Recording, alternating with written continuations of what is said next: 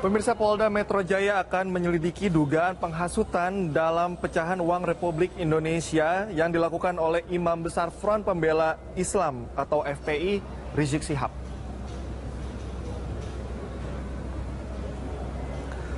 Menurut Kapolda Metro Jaya Irjen Muhammad Iriawan, pihaknya akan menyelidiki dugaan hasutan Palu Arit di pecahan uang oleh Rizik. Iriawan juga mengatakan terdapat dua laporan terkait Rizik. Pertama, laporan penistaan agama oleh PMKRI. Kedua adalah laporan masalah uang bergambar Palu Arit. Polisi sudah meminta keterangan dari Bank Indonesia terkait kebenaran Palu Arit dalam logo pecahan uang RI. BI juga membantah bahwa logo dalam pecahan uang itu merupakan simbol komunisme. Polisi juga berencana akan memanggil saksi ahli dari BI untuk memproses dugaan penghasutan tersebut.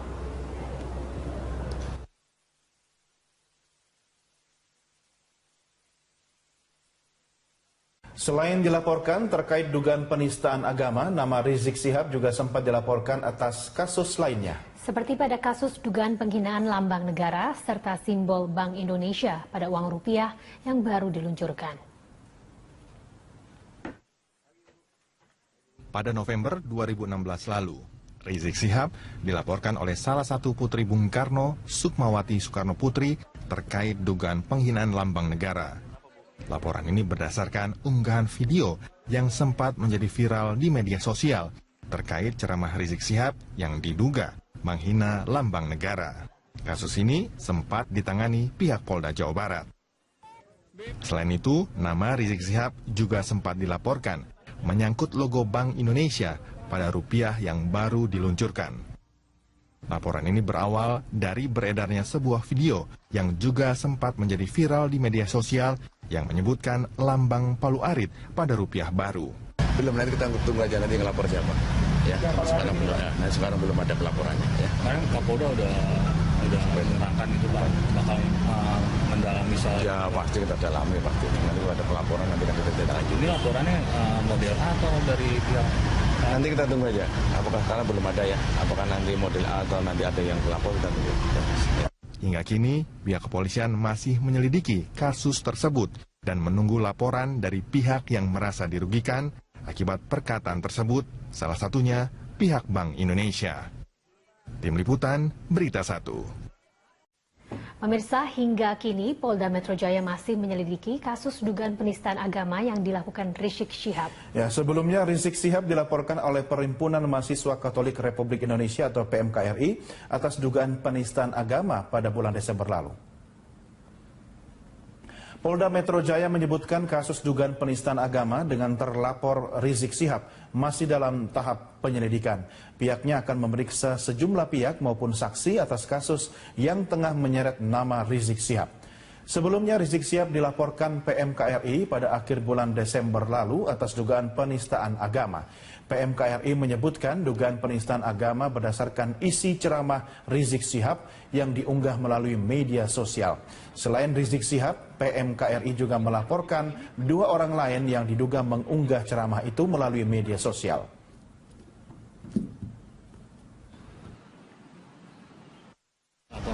Ya kita kan mempunyai SOP dan tahap-tahap ya di situ. Tetap harus kita lalui di situ. Kita mempunyai SOP dan tahap-tahap yang kita lalui. Ya kita masih dalam masa penyelidikan, kita lidik dulu.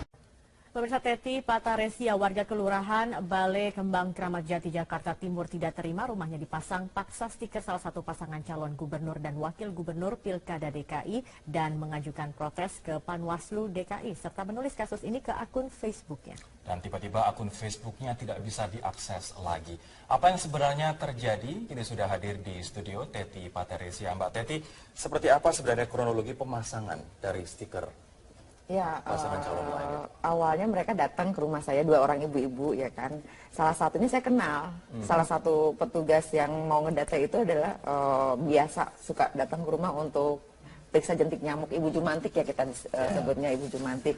Nah setelah itu karena saya taunya dia itu petugas Jumantik, ketika waktu saya ketemu muka di teras saya bilang mau periksa jentik ya gitu kan. Terus dia bilang enggak, gue cuma mau ngedata aja kok, katanya gitu kan. Dia bilang gitu mau ngedata, dia udah siap dengan berkasnya itu ya kan. Terus udah gitu dia tanya, saya duduk di sebelahnya, dia tanya di rumah ini berapa jumlah pemilih suaranya gitu kan. Saya bilang dua orang. Siapa aja namanya? Nama saya sama nama ayah saya saya sebutkan, terus dicatat sama dia. Udah selesai dicatat, kayak nyobek gitu kan bagian belakang, ternyata itu stiker. Jadi ternyata bagian belakang stiker itu adalah formulir data untuk pengisian jumlah suara kan, pemilih suara. Begitu di stiker dicopot, saya lihat stiker paslon nomor 1 gitu kan. Terus saya ngomong, saya mah nggak pilih dia gitu kan. Terus kata si ibu itu ngomong gini, terserah nanti lu mau pilih siapa kata gitu kan. Gue cuma ngedata doang kok kata gitu kan. Terus saya ngomong kayak begini, tapi ini kalau ketahuan sama Bawaslu bisa dianggap pelanggaran loh. Sebab yang ibu data itu dengan pemasangan stiker itu seolah-olah yang ibu data itu ada pendukung nomor 1 gitu kan. Dia mengaku, orang yang petugas Jumatik ini mengaku dari mana, Pak? Dia nggak bilang, tidak memperkenalkan diri, entah itu dari kelurahan atau dari RT. Cuman karena saya kenal dengan dua-dua atau salah satu itu yang biasa ngecek itu kan. Karena saya kenal dengan salah satunya gitu kan. Makanya kan saya tanya, mau cek jentik ya gitu kan. Enggak, gue cuma mau ngedata. Ini pertama kalinya didata atau sudah pernah sebelumnya didata untuk pemilih? Kalau untuk pemilih sebenarnya saya udah didata resmi sama dari pihak apa sih itu namanya kalau suka itu. Jadi saya dapat stiker warna kuning kan. Itu saya didata KPPS. Saya sudah didata bulan Oktober lalu ya, sudah didata.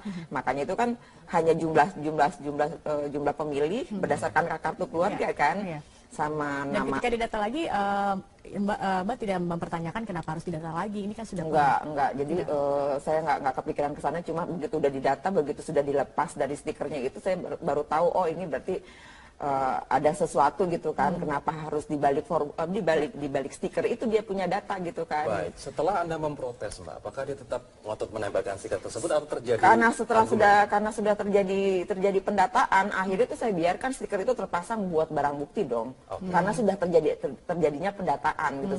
Saya nggak mau langsung copot. Jadi barang bukti untuk melapor ke Panwaslu. Iya, buat melapor ke Panwaslu atau ke Bawaslu.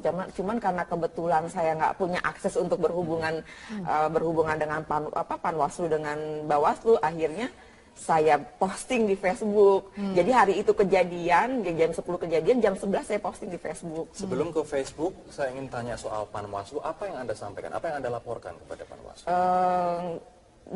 Sebenarnya sih saya nggak melaporkan ke Panwaslu. Jadi pada malam tanggal 31 Januari itu sekitar jam 8 malam, tiba-tiba ya setelah sudah jadi viral ya, postingan saya itu setelah jadi viral, itu pihak datang ke rumah malam-malam, ngakunya sih dari Bawaslu. Ngakunya dari Bawaslu. Jadi saya bilang ini buat barang bukti aja biar sampai ke Bawaslu gitu kan. Biar ditindaklanjuti. Kami dari Bawaslu, Bu, gitu kan. Saya langsung datang dari kota gitu kan. Terus sudah gitu ada salah satu lagi yang orang, iya Bu, dia atasan saya, kata si salah satu itu dari Bawaslu. Jadi yang dia harapkan sih kalau misalnya besok-besok ke depannya kalau ada kejadian seperti ini, lebih baik ditolak aja dari awal, jadi nggak usah sampai sempat ramai di medsos. Berarti petugas yang mengaku Bawaslu itu mempermasalahkan Anda yang membuat hal ini viral. Jadi seperti itu. Jadi kalau memang, jadi sepertinya pertanyaan-pertanyaan dari Pak Saroji ya namanya ya, Pak Saroji itu sepertinya kok saya yang didakwa gitu kan. Waktu dipasang stiker itu ada kesepakatan apa saja waktu itu? Jadi ada kesepakatan atau tidak, dipaksa atau tidak gitu kan. Itu kan saya udah jelasin bahwa ini permasalahannya bukan masalah stikernya lagi, tapi masalah pendataannya gitu kan. Kalau seandainya dia pasang stikernya tanpa didata, mungkin saya biarkan gitu kan. Tinggal orangnya pergi, tinggal saya copot. Tapi justru karena sudah ada pendataan di balik stikernya itu, ya kan, otomatis itu harus saya biarkan gitu kan. Saya biarkan dipasang untuk barang bukti. Baik. Gitu. Nanti kita lanjutkan kembali. Warga Kelurahan Balai Kambang, Jakarta Timur protes atas pendataan dan penempelan stiker pasangan calon gubernur tertentu oleh petugas kelurahan.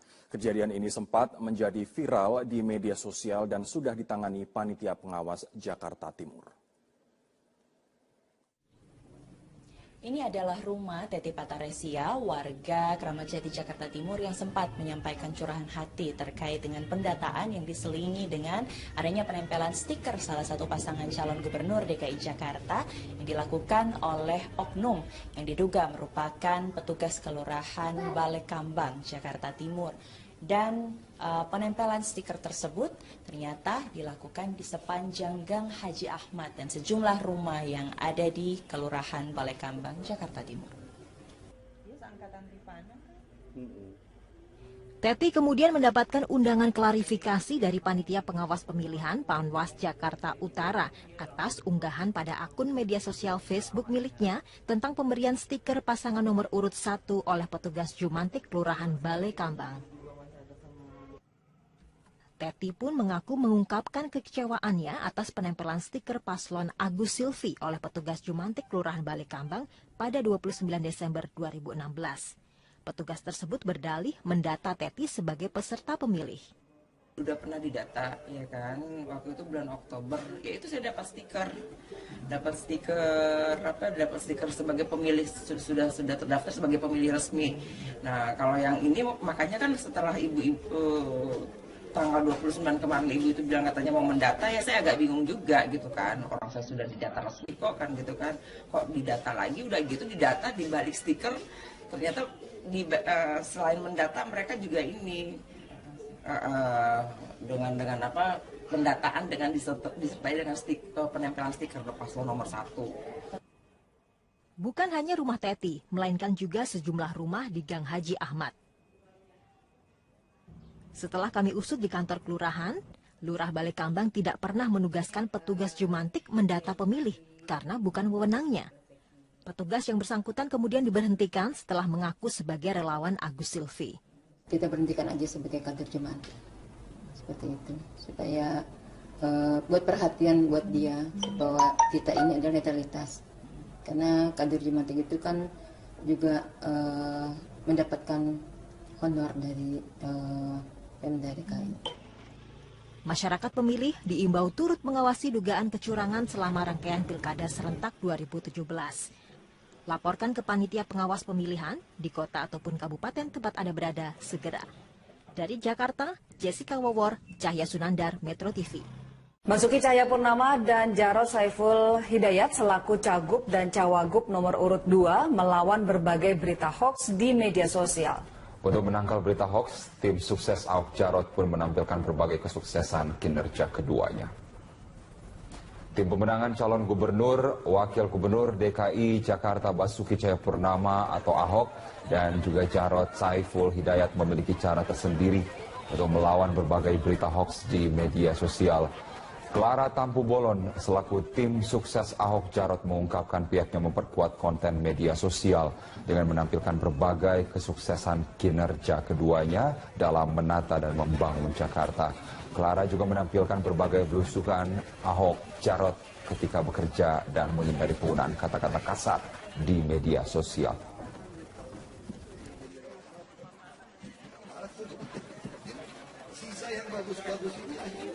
Mabes Polri menegaskan buku Jokowi Undercover hanya berisi fitnah dan dibuat tanpa berdasarkan riset dari sang penulis. Terkait hal itu, Polri akan menyelidiki percetakan buku Jokowi Undercover serta penyebaran dan penjualan buku tersebut. Mabes Polri menyebutkan buku Jokowi Undercover yang ditulis oleh Bambang Tri tidak dilandaskan dengan data yang valid. Oleh sebab itu, buku tersebut hanya berisi opini pribadi penulis. Karopenmas Mabes Polri Brigjen Pol Rikwanto menyebutkan dalam bukunya Bambang Tri hanya mengutip dari beberapa diskusi di Facebook tanpa menggunakan riset secara akurat. Sejauh ini polisi belum mengetahui motif Bambang Tri yang sudah menjadi tersangka.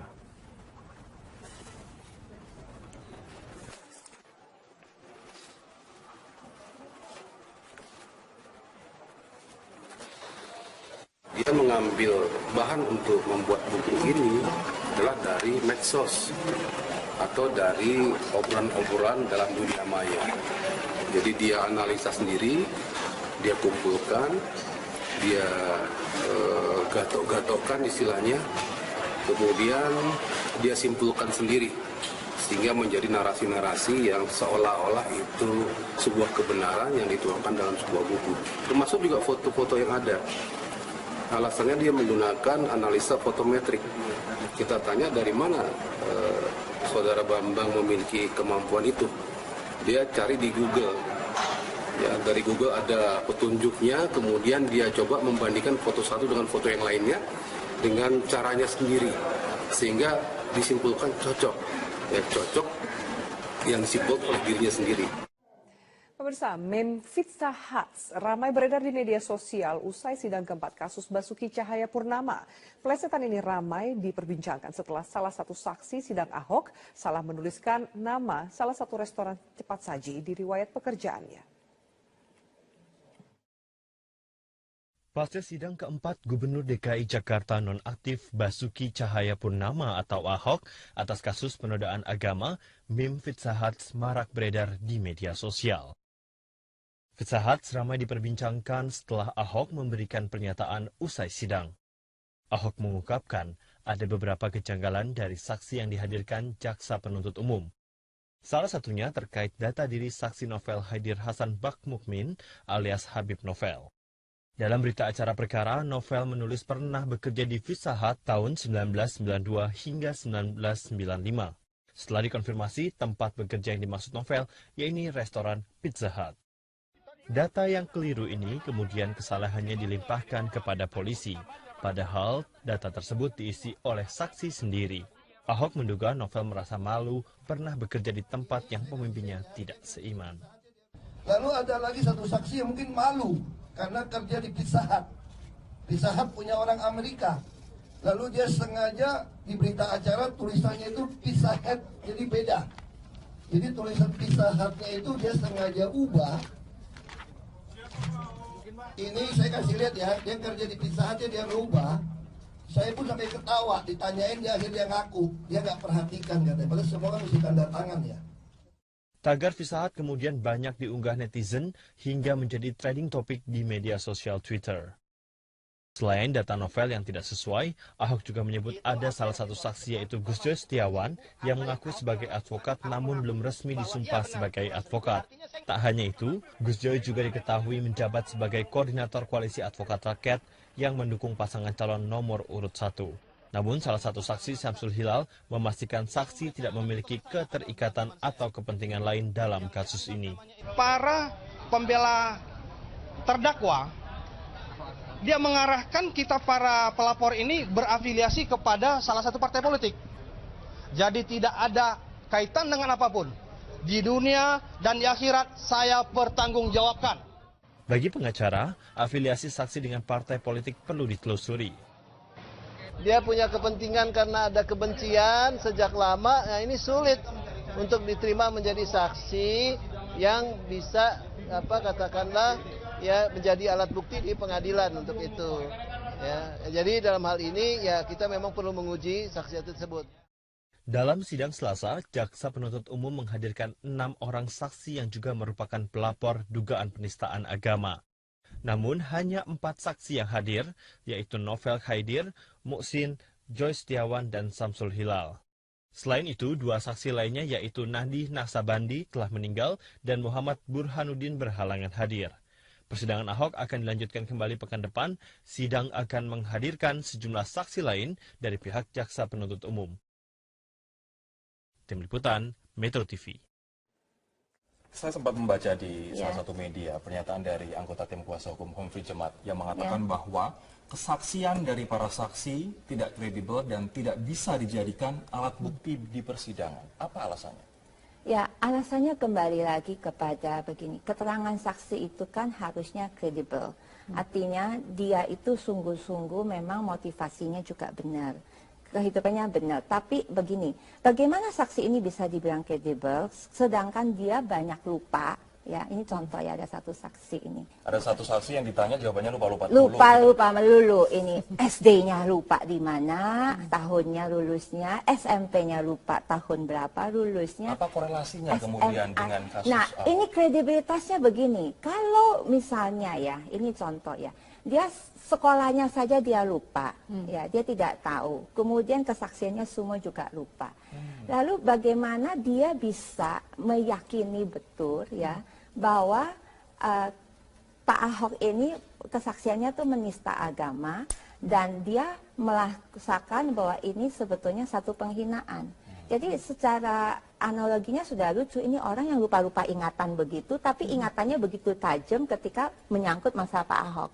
Sedangkan pribadinya sendiri sudah enggak, ini hanya satu contoh. Contoh yang lain, Masalah kan dibilang bagaimana dengan orang yang kerja 3 tahun, tapi nggak tahu tuh perusahaannya perusahaan dari Amerika apa dari Itali.